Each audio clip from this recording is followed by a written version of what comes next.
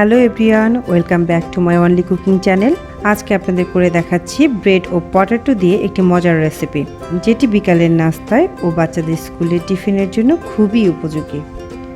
আশা করি রেসিপিটি আপনাদের ভালো লাগবে। চলুন তাহলে কিভাবে তৈরি করা হয় এই রেসিপিটি।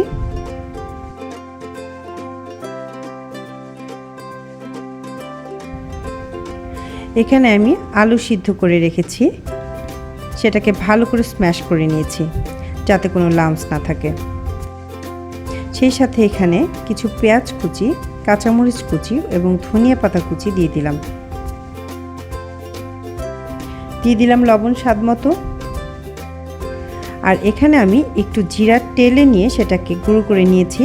আর নিয়েছি গরম মশলা গুঁড়ো। আপনারা ইচ্ছা করলে এটিকে অ্যাভয়েডও করতে পারেন, বাট আমার কাছে সেটা ভালো লাগে, আমি সেটা অ্যাড করেছি। এবং সেই সাথে নিলাম সামান্য পরিমাণ গোলমরিচ গুঁড়ো। মশলাগুলো এখন আমি এটার সাথে মিক্স করব।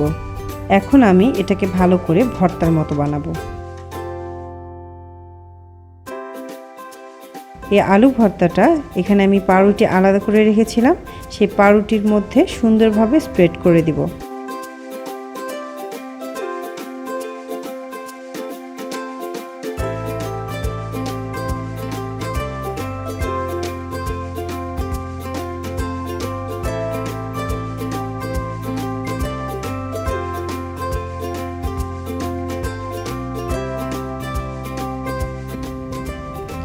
এটাকে আমি হাত দিয়ে একটু চেপে চেপে ফিক্স করে দিচ্ছি, যাতে করে ভাজার সময় খুলে না যায়।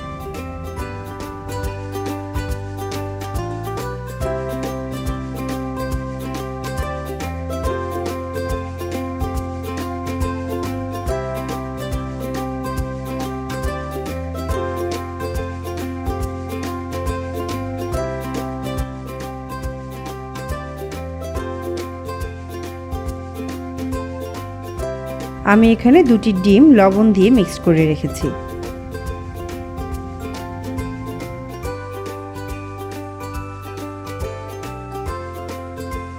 এবার ব্রেডগুলোকে কেটে নিলাম।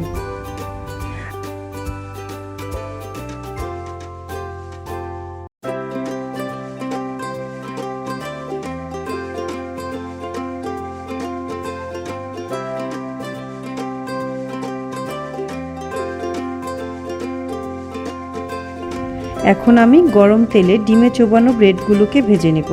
যেই সাইডে আমি আলুর মিশ্রণটি দিয়েছি সেই সাইডটা আমি আগে ভেজে নেব।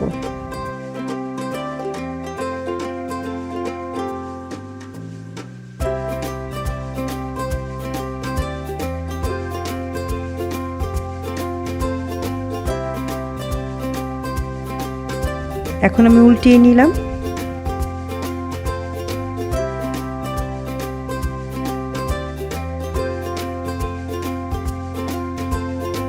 দেখুন কি সুন্দর একটি ব্রাউন কালার চলে এসছে। এবার আমি এটাকে তুলে নিলাম। আপনারা মনে রাখবেন যে এটি সবসময় ভাজতে হলে ডুবো তেলে ভাজতে হবে। আপনি যদি কম তেলে ভাজেন সেক্ষেত্রে দ্রুত তেলটাকে শুষে নেবে, সেই জন্য ভাজার সময় একটু বেশি তেল ব্যবহার করার চেষ্টা করবেন। একটি প্লেটের টিস্যু বিছিয়ে নিয়েছিলাম, সেখানে আমি সব ব্রেডগুলো তুলে ফেলেছি। আমি এটাকে এখন সার্ভ করব। দেখুন পাউরুটিগুলো এখন কি সুন্দর ক্রিস্পি হয়ে গিয়েছে। এটি খেতে ভীষণ মজাদার। তো হয়ে গেল আমার রেসিপিটি। আর রেসিপিটি যদি আপনাদের ভালো লেগে থাকে সেই ক্ষেত্রে লাইক, কমেন্ট এবং শেয়ার দিতে ভুলবেন না, এবং সেই সাথে সাবস্ক্রাইব করার অনুরোধ রইল। তো আজকের মতো চলে যাচ্ছি। নেক্সটে আরও একটি রেসিপি নিয়ে হাজির হয়ে যাব ইনশাল্লাহ। সে পর্যন্ত ভালো থাকবেন সবাই। আল্লাহ হাফেজ।